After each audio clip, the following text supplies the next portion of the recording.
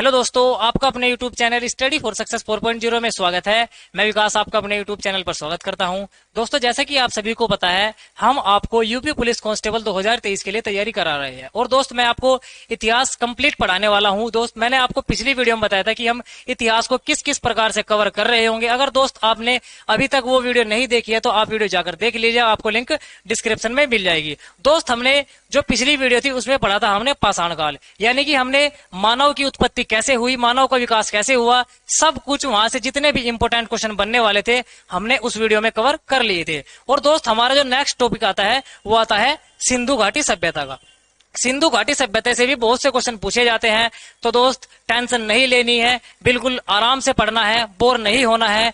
और दोस्त, जो बच्चे मेहनत नहीं करते हैं उनके लिए प्यारी सी 2 लाइनें कहूंगा, तो ध्यान से सुनिएगा और मेरी बातों पर अमल करने का प्रयास किएगा। और दोस्त, अगर आपको लाइनें अच्छी लगेगी तो कमेंट में जय हिंद जरूर लिखना। तो सुनिए लाइनें क्या है। जिस मेहनत से तू भाग रहा है, ध्यान से सुनिए, जिस मेहनत से तू भाग रहा है वही मेहनत तुझे एक दिन सफलता दिलाएगी। जिस मेहनत से तू भाग रहा है वही मेहनत तुझे एक दिन सफलता दिलाएगी। और खुद को झोंक दे इस आग में, और खुद को झोंक दे इस आग में, क्योंकि यही आग तुझे एक दिन हीरा बनाएगी। तो दोस्त, लगातार पढ़ते रहना है और मेहनत करते रहना है। देखिए, जो हमारा सिंधु घाटी सभ्यता का टॉपिक है वहां से क्या क्या क्वेश्चन पूछे जाते हैं इस वीडियो में आपको अच्छी तरीके से कंप्लीट करा दूंगा, टेंशन लेने की जरूरत नहीं है। चलिए दोस्त, शुरू करते हैं एक जबरदस्त से उत्साह के साथ अपना सिंधु घाटी सभ्यता का टॉपिक। देखिए, हमारी क्लास 2 है, क्लास फर्स्ट के बारे में मैंने आपको बता दिया है। देखिए, अगर बात करते हैं हम सिंधु घाटी सभ्यता की, देखिए सिंधु घाटी सभ्यता जो हमारी है ये कब से कब तक रही, 2500 बीसी से लगाकर 1750 बीसी तक। क्या है इसका टाइम पीरियड है, क्या है, 2500 बीसी से लगाकर 1750 बीसी तक हमारा सिंधु घाटी सभ्यता का क्या है, टाइम और पीरियड है। ठीक है दोस्त। और दोस्त, जो हमारी ये सभ्यता खोजी गई, जो हमारी सभ्यता खोजी गई, इसके बारे में जो है सबसे पहले जानकारी किसने दी, आपसे क्वेश्चन पूछा जा सकता है कि सिंधु घाटी सभ्यता की सबसे पहले जानकारी किसने दी, तो किसने दी, चार्ल्स मैसन ने दी। कब दी, 1826 में। कब दी, 1826 में दी। सबसे पहले सिंधु घाटी सभ्यता के अवशेष जो खोजे थे, या सबसे पहले जो इसके बारे में अवशेष मिले थे, उसकी जानकारी सबसे पहले किसने दी, चार्ल्स मैसन ने दी, और 1826 में दी। उस टाइम पे जो है इस बात को सीरियस नहीं लिया गया। तो क्या हुआ आगे देखिए, और आगे क्या हुआ, आगे जो सिंधु घाटी सभ्यता की खोज का श्रेय जाता है वो किसको जाता है, राय बहादुर दयाराम साहनी को जाता है। क्वेश्चन पूछा जाता है कि सिंधु घाटी सभ्यता की खोज किसने की थी, राय बहादुर दयाराम साहनी ने की थी। और कब की थी, 1921 में की थी। बहुत इंपोर्टेंट सन है, कई बार एग्जाम में आया हुआ है। दोस्त देखिए, मैंने आपको क्या बताया है, सिंधु घाटी सभ्यता के बारे में सबसे पहले किसने बताया, चार्ल्स मैसन ने बताया। और अगर बात करें इसकी खोज की, खोज किसने की, खोज की राय बहादुर दयाराम साहनी ने 1921 में की। ठीक है दोस्त, चलिए आगे देखिए। और दोस्त, जो हमारी ये सिंधु घाटी सभ्यता है, सिंधु घाटी सभ्यता जो खोजी गई, इसका नामकरण किसने किया, यानी कि जो हमारे ये राय बहादुर दयाराम साहनी जी है, इन्होंने जिस सभ्यता की खोज कर ली उसका नामकरण किसने किया कि आज के बाद ये सभ्यता सिंधु घाटी सभ्यता के नाम से जानी जाएगी। इसका जो नामकरण किया दोस्त, नामकरण किया इसका जॉन मार्शल ने। किसने किया, जॉन मार्शल ने जो है इसका नामकरण किया था, आपको याद रखना है। और ये जॉन मार्शल कौन थे, ये भारतीय पुरातत्व सर्वेक्षण विभाग के अध्यक्ष थे। किसके थे, भारतीय पुरातत्व सर्वेक्षण विभाग के अध्यक्ष कौन थे, जॉन मार्शल थे, जिन्होंने सिंधु घाटी सभ्यता का नामकरण किया था। तो भूलेंगे तो नहीं, सिंधु घाटी सभ्यता का नामकरण किसने, जॉन मार्शल ने किया था। क्योंकि उस टाइम पे क्या हुआ था, पंजाब में उस टाइम पे पंजाब में एक जिला पड़ता था मोंटगोमरी, क्योंकि अब ये जो जिला है वर्तमान किस में पड़ता है, पाकिस्तान में पड़ता है। वहां पर क्या हो रहा था, वहां पर जो है रेलवे ट्रैक की खुदाई चल रही थी। ठीक है, जब रेलवे ट्रैक की खुदाई चल रही थी वहां पर मजदूर लगे हुए थे, और वहां पे जो मजदूर लगे हुए थे, एक प्रकार से आप सोच सकते हैं जो उनका बड़ा ठेकेदार था वो कौन था, वो राय बहादुर दयाराम साहनी था। ठीक है, तो जैसे ही रेलवे ट्रैक की खुदाई हो रही थी तो वहां से उन्हें कुछ अवशेष प्राप्त हुए। उन्हें जैसे ही अवशेष प्राप्त हुए तो उन्होंने वे अवशेष जाकर दयाराम साहनी जी को दिखाए कि देखिए सर ये क्या है। तो जब राय बहादुर साहनी जी उन अवशेषों को लेकर जॉन मार्शल के पास गए तो उन्होंने कहा कि आप इसकी पूरी खुदाई कराइए। तो सिंधु घाटी सभ्यता का इस प्रकार से जो है आपकी खोज हुई है, किसके द्वारा हुई है, राय बहादुर दयाराम साहनी के द्वारा हुई है। तो इसके जो आपका पुरातत्व सर्वेक्षण विभाग है, इसके मैंने आपको अध्यक्ष कौन बताए हैं, अभी जॉन मार्शल बताए हैं, जो कि उस टाइम पे अध्यक्ष थे किसके, पुरातत्व सर्वेक्षण विभाग के दोस्त। चलिए बात समझ गए। चलिए आगे देखिए, जो हमारी ये सिंधु घाटी सभ्यता थी, ये कांस्य युगीन सभ्यता थी। कांस्य युगीन से मतलब है इस टाइम के लोग जो है कांसे से परिचित हो गए थे, इसमें कांसे की खोज हो चुकी थी दोस्त। ठीक है, और दोस्त हमें यहाँ देखिए क्वेश्चन है, यहाँ पर क्वेश्चन है, अगर हमें कोई अवशेष प्राप्त हुआ, जैसे हमें कोई पुराना अवशेष प्राप्त हुआ, हम किस प्रकार से पता लगाएंगे कि ये कितना पुराना है। इसके लिए एक कार्बन डेटिंग विधि बनाई गई, और उस विधि का क्या नाम है, उस विधि का नाम है कार्बन की घात 14। क्या है, C14 है। आपसे क्वेश्चन पूछा जाएगा कि अगर हमें किसी अवशेष की आयु ज्ञात करनी है तो हम किस विधि का प्रयोग करेंगे, कार्बन की घात 14। और दोस्त जो ये कार्बन की घात 14 कार्बन डेटिंग विधि है, इसकी जो खोज करी थी, या ये जो बनाई थी, ये किसने बनाई थी, विलियम फ्रैंक लिबी ने बनाई थी। और ये कहाँ के थे, अमेरिका के रहने वाले एक वैज्ञानिक थे, जिन्होंने इसकी जो खोज करी थी वो कब की थी, 1946 में करी थी। कब, 1946 में जो है इसकी खोज करी थी, कार्बन की घात 14 विधि की, जो कि हमारी क्या है, कार्बन डेटिंग विधि है दोस्त। चलिए आगे बढ़ते हैं। आगे जो हमारा इंपोर्टेंट पॉइंट आता है दोस्त, वो है हमारा सिंधु घाटी सभ्यता के समकालीन सभ्यताएं। यानी कि जिस समय हमारी सिंधु घाटी सभ्यता चल रही थी, उसके समकक्ष कौन कौन सी सभ्यताएं चल रही थी। समकक्ष का मतलब क्या है, उसी टाइम की सभ्यताएं कौन कौन सी थी। देखिए सबसे पहले जो हमारी सभ्यता है, ये है आपकी चीन की सभ्यता। ये भी जो हमारी क्या है, ये सिंधु घाटी सभ्यता के समकालीन है। और दोस्त मेसोपोटामिया की सभ्यता भी हमारी क्या है, सिंधु घाटी सभ्यता के समकालीन जो है सभ्यता है। और दोस्त एक हमारी है मिस्र की सभ्यता। आपसे क्वेश्चन यहां से इस प्रकार से पूछा जाता है कि निम्न में से कौन सी सभ्यता सिंधु घाटी सभ्यता के समकालीन नहीं थी। तो आपको 3 ऑप्शन में ये मिलेंगे, इनसे अलग आपको जो ऑप्शन में मिलेगा वो आपको क्या कर लेना है, टिक कर लेना है दोस्त। ठीक है, और दोस्त जो हमारी मेसोपोटामिया की सभ्यता है, इसी को हम क्या कहते हैं, इराक की सभ्यता कहते हैं। और दोस्त यहाँ पर एक शब्द आया है मेसोपोटामिया। मेसोपोटामिया किसे कहते हैं, यहाँ पर 2 नदियां थी। कितनी नदियां थी, यहाँ पर 2 नदियां थी, दजला व फरात। क्या थी, दजला व फरात। दजला व फरात नदी के बीच के क्षेत्र को क्या कहा जाता है, मेसोपोटामिया कहा जाता है दोस्त। चलिए आगे देखते हैं। आगे यहाँ से जो इम्पोर्टेंट क्वेश्चन बनता है सिंधु घाटी सभ्यता से, ये यहाँ से आप इंपोर्टेंट याद रखना दोस्त, यहाँ से आपका बहुत ज्यादा क्वेश्चन पूछा जाता है। देखिए कैसे, देखिए दोस्त यहाँ से क्वेश्चन बनता है आपका इसकी सीमा के विस्तार से। आपसे क्वेश्चन पूछा जाएगा, देखिए आपसे क्वेश्चन पूछा जाएगा कि सिंधु घाटी सभ्यता की भौगोलिक सीमाएं से कैसे बनेगा क्वेश्चन, आप ये समझिए। देखिए यहाँ पर आपका एक स्थल पड़ता है, ये आपका पूर्वीय स्थल है, इधर आपका होता है पूर्व। ठीक है, ये आपका पूर्वीय स्थल है, ये आपका पश्चिमी स्थल है, ये आपका उत्तरी, और ये आपका है दोस्त दक्षिणी स्थल। कौन सा है ये है आपका दक्षिणी स्थल।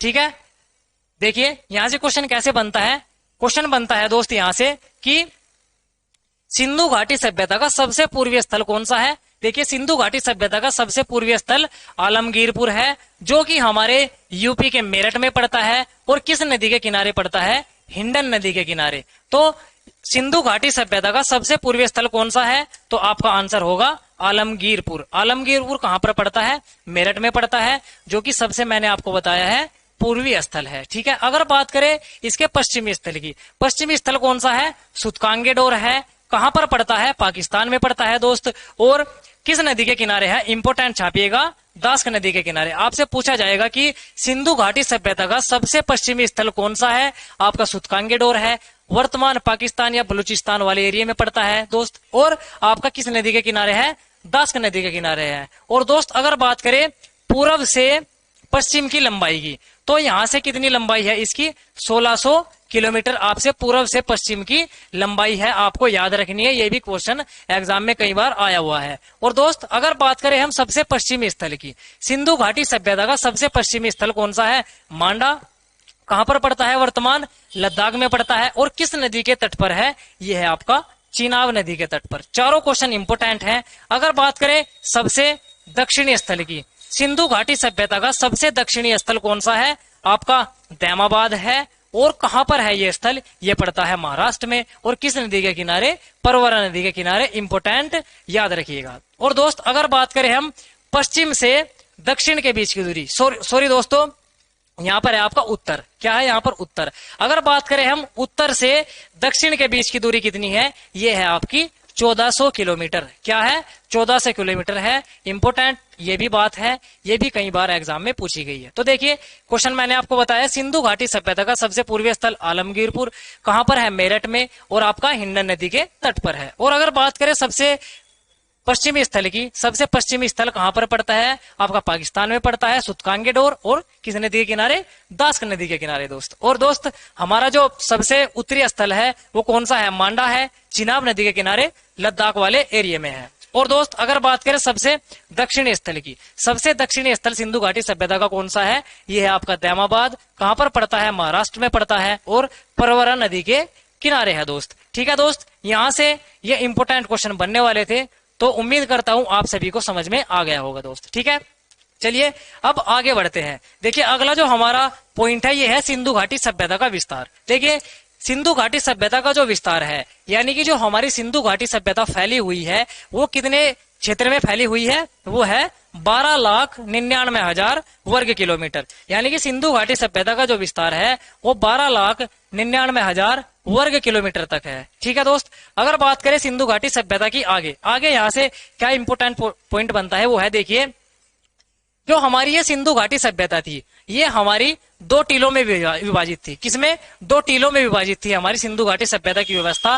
पहला था आपका पश्चिमी टीला और दूसरा था आपका पूर्वी टीला। पश्चिमी टीले में क्या था दोस्त? पश्चिमी टीले में जो है आपके उच्च वर्ग के लोग आते थे, ठीक है, और आपका पूर्वी टीले में सामान्य वर्ग के लोग आते थे। ठीक है, और जो आपका उच्च वर्ग था, उच्च वर्ग में कौन कौन से लोग आते थे? आपका राजा और पुरोहित आते थे।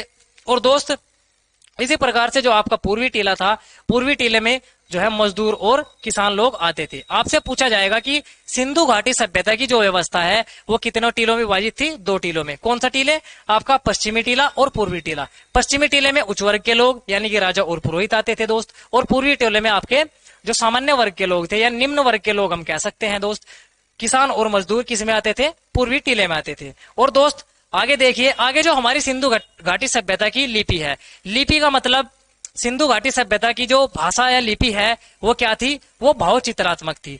भावचित्रात्मक का मतलब ये है पिक्टोग्राफी। क्या बोलते हैं इसको? पिक्टोग्राफी बोलते हैं। और दोस्त जो ये लिपि थी इसकी खास बात क्या थी? ये दाएं से बाएं लिखी जाती थी। कैसे? दाएं से बाएं, दाएं से बाएं लिखी जाती थी। कौन सी? आपकी भावचित्रात्मक लिपि। क्वेश्चन सीधा सीधा पूछा जाएगा कि सिंधु घाटी सभ्यता की लिपि कौन सी थी?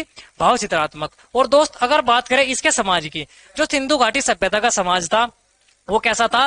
वो मात्र सत्तात्मक समाज था। यहाँ पर जो मात्र सत्तात्मक है वो वर्तनी में गलत लिखा हुआ है। मात्र सत्तात्मक आप ऐसे लिखेंगे, मात्र सत्तात्मक। ये आपका सिंधु घाटी सभ्यता का क्या है? मात्र सत्तात्मक क्या था? समाज था दोस्त। ठीक है दोस्त, आगे जो हमारी सिंधु घाटी सभ्यता थी इसके जो लोग हैं वो घरों को बनाने में ईंटों का प्रयोग करते थे। किसका? ईंटों का प्रयोग करते थे। और जो ये मकान बनाते थे किस पद्धति पर बनाते थे? क्वेश्चन कई बार पूछा गया है, इंपोर्टेंट छापना, ग्रिड पद्धति पर। किस पर? ग्रिड पद्धति पर ये मकान बनाते थे दोस्त। और दोस्त यहाँ से क्वेश्चन बनता है कि सिंधु घाटी सभ्यता के लोग जो मकान बनाते थे उनमें ईंटों में जो ईंट लगी हुई थी उसमें किस अनुपात का प्रयोग करते थे? ईंटों में जो है 4:2:1 का प्रयोग करते थे। और दोस्त जो सिंधु घाटी सभ्यता की गलियां थी वो कैसी थी? चौड़ी और सीधी थी, यानी कि काफी बड़ी बड़ी थी और एकदम से सीधी थी और एक दूसरे को समकोण पर काटती थी। ठीक है दोस्त। और दोस्त सिंधु घाटी सभ्यता का जो पवित्र पशु है, यानी कि सिंधु घाटी सभ्यता के लोग किस पशु की पूजा करते थे? ये करते थे कुबड़ वाला बैल, ये आपका वर्षभ ऑप्शन में मिल सकता है, या इसी को कह सकते हैं सरंग युक्त पशु। तो किस पशु की पूजा करते थे? कुबड़ वाले बैल की, और या वर्षभ की, या सरंग युक्त पशु की दोस्त। और दोस्त अगर बात करें इसकी आकृति की, सिंधु घाटी सभ्यता की आकृति कैसी है? सिंधु घाटी सभ्यता की आकृति जो है त्रिभुजाकार है। कैसी है? त्रिभुजाकार है। ये क्वेश्चन बहुत से बार एग्जामों में पूछा गया है, तो दोस्त आपको इंपोर्टेंट याद रखना है। देखिए अगर बात करें व्यवसाय की, जो हमारे सिंधु घाटी सभ्यता के लोगों का व्यवसाय था वो क्या था? वो आपका क्या था? कृषि और व्यापार था। क्या था? कृषि और व्यापार सिंधु घाटी सभ्यता के लोग करते थे। ठीक है दोस्त। और अगर बात करें प्रमुख देवता की, सिंधु घाटी सभ्यता के लोग किस देवता की पूजा करते थे? अगर आपसे ये पूछ लिया जाए तो आपका आंसर क्या होगा? पशुपति शिव।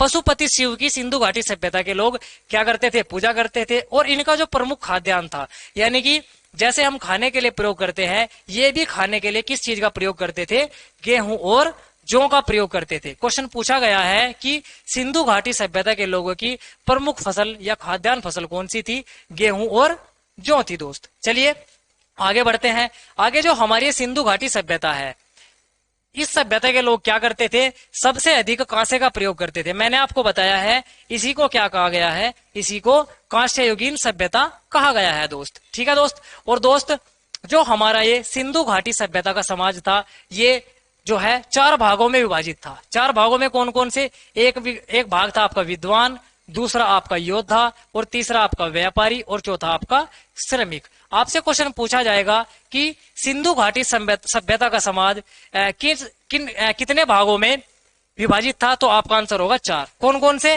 विद्वान, योद्धा, व्यापारी और श्रमिक।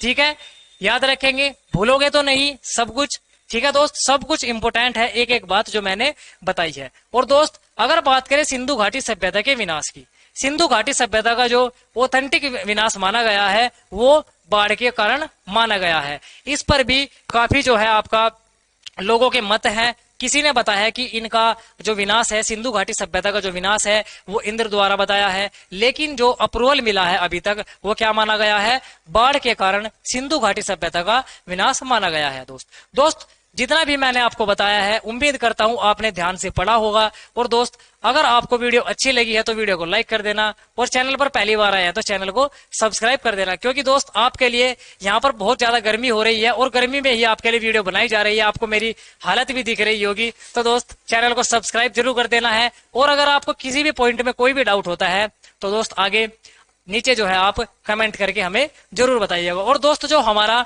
नेक्स्ट टॉपिक होने वाला है वो होगा सिंधु घाटी सभ्यता के प्रमुख स्थल। वहां से भी आपके बहुत ज्यादा क्वेश्चन पूछे जाते हैं, तो दोस्त उस वीडियो से भी जुड़ना नहीं भूलना है और इसी प्रकार से मेहनत करते रहना है। चलिए दोस्त मिलते हैं अब अगली वीडियो में, तब तक के लिए इसी प्रकार से बढ़ते रहना है और मेहनत करते रहना है।